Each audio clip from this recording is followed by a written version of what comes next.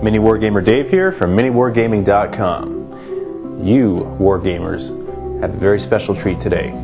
Welcome to this specialized exclusive video made specifically for you. That's right, no one else is going to be seeing this. You are our preferred customers. Just wanted you to think of that and remember it, because that's what we feel. So today, as per request, I'm going to make some stepped hills for terrain. Now, there's many different ways that I can go about doing this, and I'm going to show you one method that works. We've done it a lot. We've done it in our club. We've made a lot of hills this way, and it seems to work pretty well. So the materials that you'll be needing for this project are as follows. The number one and most crucial ingredient, or component, if you will, styrofoam, or insulation foam, or polystyrene, whatever you call it. It is the foam that goes inside houses to insulate it. Okay, and it comes in 1 inch thick, 1.5 inch, 2 inch thick. Going by the imperial system, if you go by the metric system, I can't tell you exactly how much they are or how thick they are, and it really doesn't matter. You can get these at your local building supply store, your local lumber store, Home Depot, whatever it may be. They sell these, a lot of this too. And they come in 4 foot by 8 foot sheets. Those are pretty large sheets, and you can cut them up with any type of knife or saw. And that's one kind of styrofoam that we use to make hills. Here's another kind. Probably used to seeing this more often. This is the type of styrofoam that you find in packing materials. You know, if you get a CD player or a DVD player, it comes with this type of insulation foam to protect it, right? It's the white kind of popcorny, bubbly type of larger celled styrofoam. Today's project, not going to be using that type of styrofoam. I'm going to be using this type. It's a closed cell. As you can see, it's not popcorny, and it works a lot better. Got 2 pieces of styrofoam here. One is a little bit thicker than the other. This will be the bottom half. This will be the top half. Okay, and you'll see what I'm talking about in just a minute. You're going to need a knife. Okay, this is just a regular bread knife, a household bread knife. Okay, as you can see, and it works very well. You can use an X-Acto knife or a utility blade. Also, I wouldn't suggest doing that. For one, it dulls the blade quickly, and you'll have to replace them quite often. 2, it's very sharp, and it's unnecessary to be cutting what we're cutting into today. A bread knife with a serrated edge works just fine. Gonna need a paintbrush, all right? This is just the paintbrush that I got from a dollar store, all right? So any paintbrush that you have that you can just not care about destroying, use it. And it's a relatively good size too, okay? Because you're gonna wanna slap that on. Here's another brush too. It's a little bit smaller. You can thank MiniWargamer Mike for lending this to me. He said he's had this brush for years. It's now gonna go into making this project today. Got some toothpicks. Toothpicks are important. Not only do they clean your teeth out, they help solidify the bond between the 2 styrofoam boards, okay? And I'll show you what I'm going to use them for later. As of right now, all you need to know is that you're going to be using toothpicks. Or you can if you want to. I prefer to use them. They work. You should use them too. Sanding block. This is for creating those contours that would be naturally created in nature if it was a real hill. Now, it looks a lot more realistic when you have a sanding block or sandpaper. That could work as well. I like the block. I get more control over it. And you'll see why these are useful in just a few minutes. Got some latex primer. I'm going to be priming my hill. This is white. Okay, that's all you need. You can actually prime it with any color that is a primer. Now, it's very important that you don't use spray paint. It has a chemical in it that melts the styrofoam. We have learned this from repeated use and trial and error. Okay, you don't want to be using that spray paint, especially Games Workshop spray paint. Now, Games Workshop spray paint is fine for miniatures, not styrofoam though. Okay, it'll melt it, and unless you're going for that look, don't use it. Use regular latex primer. Now, you can get this relatively cheap. You don't have to buy this brand new. What we did is we went to a paint mixing store, okay, and we asked for the rejected paint. Now, what is rejected paint? This is rejected paint.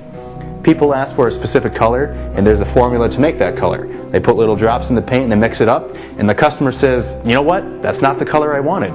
And so the store clerk has to say, oh, okay, sir or ma'am, I will make you a new batch, the kind that you want. And so that very first can there is wasted, right?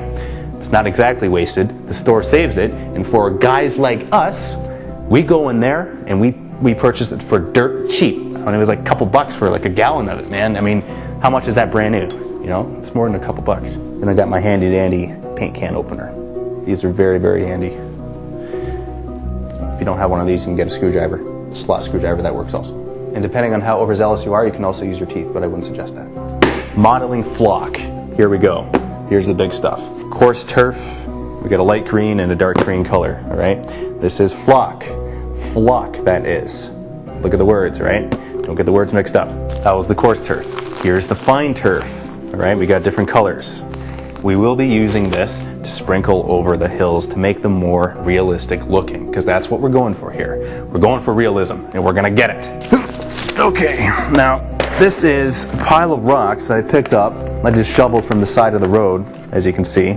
These are useful because you can glue some of these onto different parts of the hills and just make it more realistic looking and random looking and natural looking, because that's what hills have. Hills have rocks on them, right?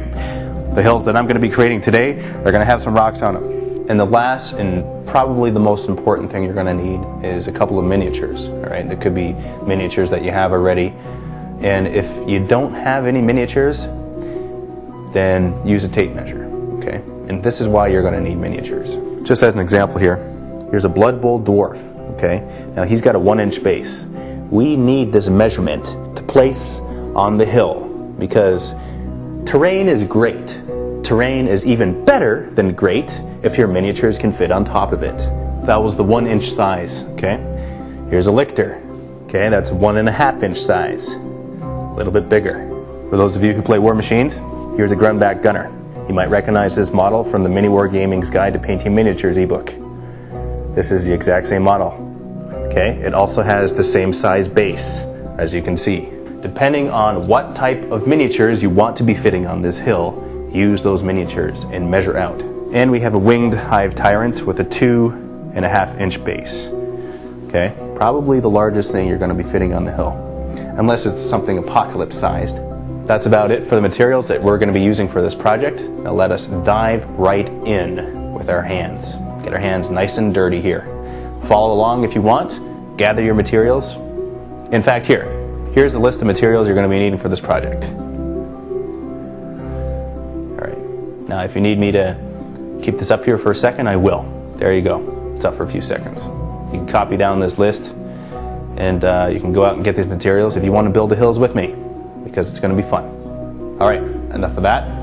Let's go and make the hills now. Step 1. All right. First off, we're going to start with the top piece. Now, the reason why we start with the top is so we can place it on the bottom piece, which is right here, and we can figure out how much space is needed and how much we need to cut away. All right? So, with our marker, just cut out a random, cut out with a marker, exactly. Draw out a random shape. Okay, so you can see that. Cut this out. Get a bread knife. I'm just going to cut.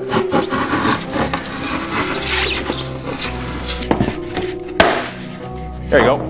Nice and fast, right? And that's all you really need to do, okay? This is the top piece, remember.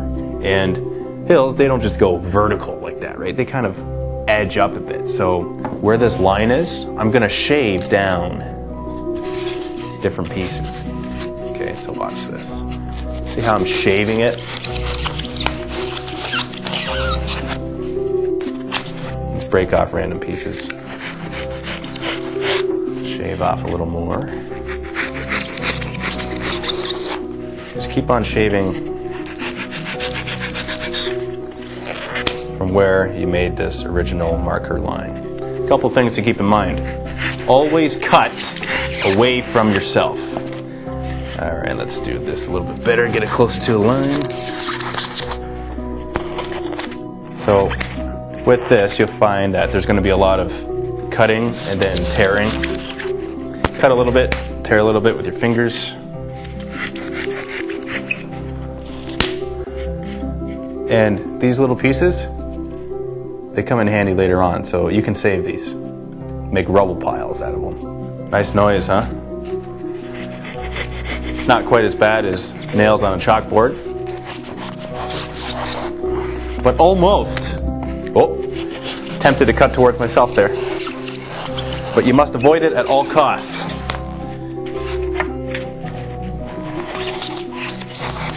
Even if someone offers you $1 million. Well, that might be the one exception, but other than that, cut away from yourself. It's coming along.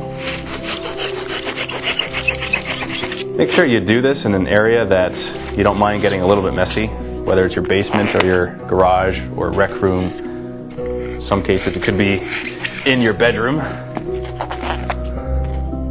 But wherever it is, just expect that there's going to be a mess.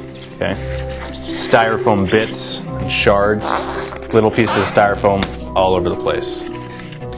And I'm going to need a vacuum cleaner to clean it up afterwards. I wonder how loud that screeching is on camera. I wonder if it sounds like screamers of Zinch. Hear that? Okay, let's go closer. Now see the edges, how they're still a little bit prefabbed looking. What we do now is we get our sanding block, all right, and we're going to sand. Just rough it up a bit. If that's, see that square edge right there, how it's nice and square? Make it more natural looking. Cut the corner right off. And this whole edge here is straight. Now, even by sanding, it's not going to look as natural as it could be. So feel free to cut out little cavities or anything that you think that'll make it look more natural. Nice and cut, and it's not so straight looking anymore. It looks like it's more of a rock with a flat surface. That is better. Now this surface here, it's flat, yes, but it's a little bit too flat. So I'm going to fix that. So I'm going to use my bread knife and rough it up. This way, there we go, see? It's that rough look I'm going for. It also helps the paint to stick when you put on your primer coat and eventually your top coat. All right, here is the top half. I am finished with the top half. Let us proceed. See this? This is the bottom half. Now, I'm going to zoom out a little bit because it's big. There you go, much better. Okay, now that I've cut all the sides and made them look not so prefabbed and more natural looking, okay, something interesting that you can do here. Since this top piece is going to go on top here like this, all right, all of this underneath right here essentially is going to be wasted. So what you could do is cut that out and use it for another piece of terrain, if you so choose to do so. For this project, I'm not going to do that. This part is nice and rough, this part is not. I want them to look the same. So, I'm just going to break this off.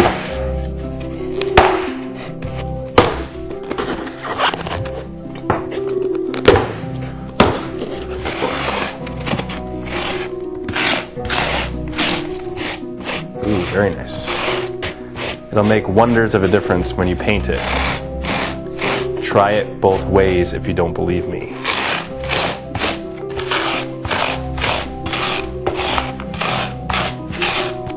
I'm not going to do the middle so much, I know it's going to be covered by this thing.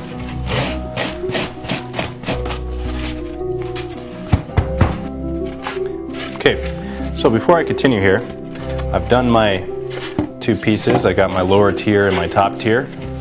You can kind of see what it's going to look like already. Now, I want to clean up my workstation here. It's a little bit messy. I'm going to be doing some gluing and some painting. I don't want to get a little styrofoam fuzzies in it. So, clean up your workstation. What we're going to use here first are our handy dandy toothpicks. So just grab a stack of them. You probably need maybe 4 or 5, at least 5 I'd say. Okay, stick them in. Stick them in far. Right? Nice and far. So I got 5 there. I'm gonna stick more in, just for added strength. Okay, so you got that, you got your toothpicks. Now, on this part, okay, that's the top and this is the bottom of it. On the bottom, use your glue. This is just regular white PVA glue. Don't need a whole lot. Just going around the edge, put a bead of glue like so. Cap your glue. That's important. You need to cap it. Flip it around and stick it right on top. Just press it down. Now you know why we use the toothpicks, because watch this. I'm using the top piece only to hold up the whole thing. Just gotta remember to mix it up a bit. We are gonna put some of these little rocks and glue them in random places. Now that's where we have our small paintbrush that we can use for the glue, and just do it like so. It's easiest to glue down a little splotch of glue, okay, and just do one at a time so it doesn't dry on you. Use the paintbrush to work it around a bit, only a little bit though. If it's like a puddle, pools up, that's the best. Okay, you want it to be thicker, because what we're going to do next is place these rocks, and you can sprinkle them, you don't have to place them one by one. Place them on top, and it's best if there's a pool of glue. If you paint on the glue, it's very thin on top of the styrofoam, and it won't catch as well. So that's one little area of rock. Let's go for another area of rock. Right over here, let's balance it a bit. Let's have a little more over here. I'm just spreading it a little bit. I'm not thinning it out too much. Let's have one more little area right up here. Now it's important that you use just strictly glue for this. If you water down the glue, it may still work. I've tried it before, but the chances of your rocks coming off with regular use are a lot higher. And just sprinkle them on. Pat it down a bit to really stick it right into the glue there. Now we can dump off the excess. And that's what we're left with. I'm just going to go ahead and proceed to put a little bit more around the edges of the bottom tier. Okay, here we go. Finished placing all of the rocks. Now this is very important. I'm going to paint on this white latex primer.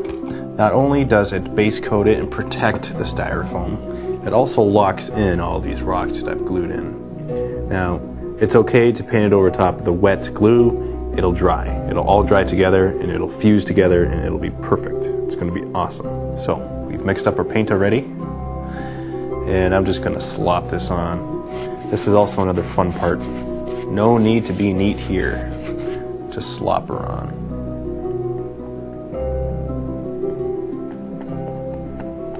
Yeah, and so if you have a few stragglers, a few of these rocks that go out into random places, don't worry about that. The paint will stick them to the styrofoam once it is all dried. Now when I say goop it on, I mean goop it on. It's fine, it's totally fine. This is only the base coat. You're going to be painting over top of this different colors. This has got to be another one of the wargaming favorites, is painting. That's right, it doesn't matter what. Whether it's a miniature or a piece of terrain, painting is fun. These rocks here not only create a more natural looking landscape, they make perhaps difficult terrain. Make sure when you're painting, you get as much as you can to all the little cracks, crevices, because like I said before, not only does it protect the styrofoam, it creates a coating that protects it. It seals everything in, whether it's the rocks or the styrofoam itself. And your blue doesn't show through, the blue of the styrofoam. I need to dab it, get it into the little cracks. Getting rid of all the excess paint here. You could probably tell by looking at it that it's just absolutely gooped on. But you know what? That's fine. We want that thick layer to lock in all these stones. Okay, that's what we want. We want to lock in the stones.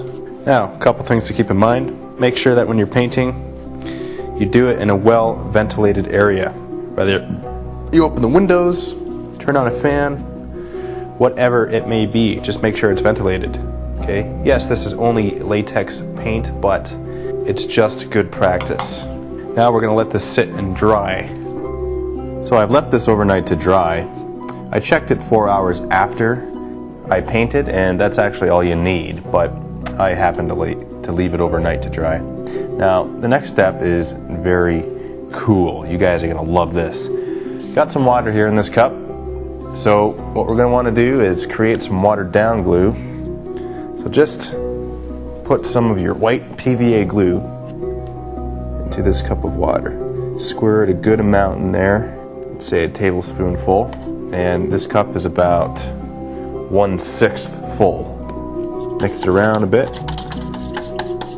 Excellent, excellent. Now, proceed in slapping on this watered down glue in areas that will have sand. This is really, really cool. You guys are going to love how this looks.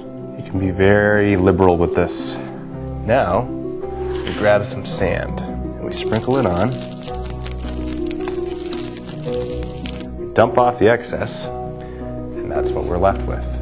That's right, and that will dry on. And just proceed to finish off all the other areas that you would like.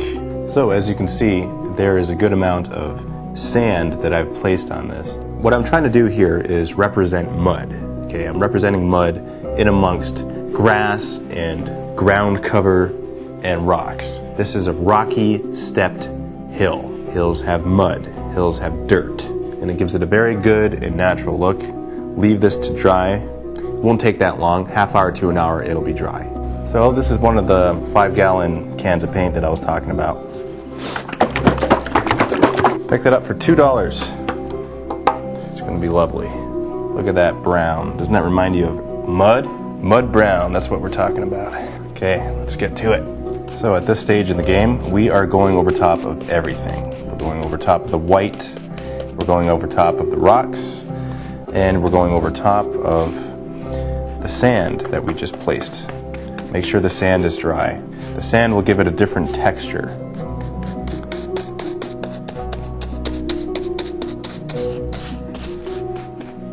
Just about finished here. Okay, now that I've coated this in the mud-colored paint, all the paint on top is still wet. What I prefer to do is sprinkle on the flock now, so it all dries together, and then I only have one step left. And that one last step is highlighting these rocks. Okay, so I got a bunch of different types of flock here. I have all of these fine turf colors, anywhere from a yellow-brown to a mid-grade green to a dark green. Then I got static grass from Citadel. I like the static grass. It looks very realistic. I'm going to put some of that on and some of the fine turf. Let's start with this burnt grass look. Now this flock, you don't need a whole lot of it. What I like to do is just grab with my 3 fingers and sprinkle in random areas. So the goal here is try to emulate random patches of mosses and grasses and ground cover and how you think it would grow naturally. Whatever part you don't cover in flock, that's fine. The brown will show through and it looks like it'll be mud. Can't see a whole lot of difference right now, but you will. Let's go with this green grass. So we got an area to sprinkle it in amongst the other grass that I had there.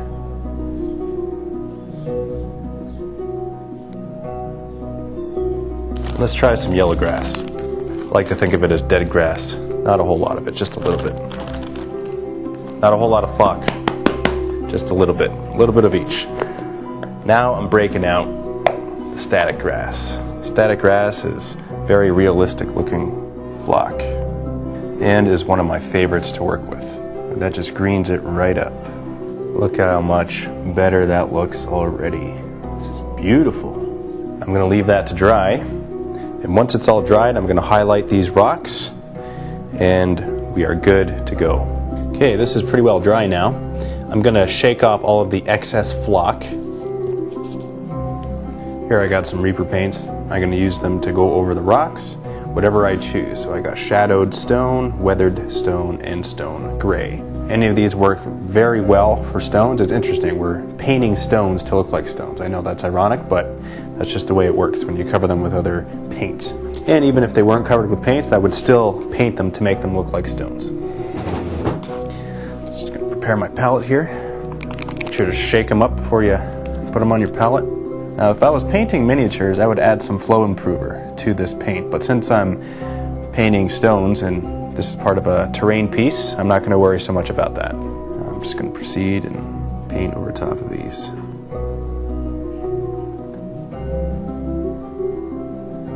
Now, you're just painting these enough to get the base color of the rock. We're going to be going over these in white after this coat dries, just to make them stand out a bit more. Okay, now that that's dry, I'm going to add some highlights. I'm going to add some white highlights to this. Now, Reaper paints come with different varieties of white. As you can see, here's pure white, leather white, and ghost white. For these rocks, I'm not going to use pure white. That makes it kind of cartoony looking. I prefer to use a leather white or a ghost white. Now, ghost white has more of a bluish tinge to it, and that as well isn't exactly fitting for this project. So we've got the leather white that we're going to use. This is an excellent color.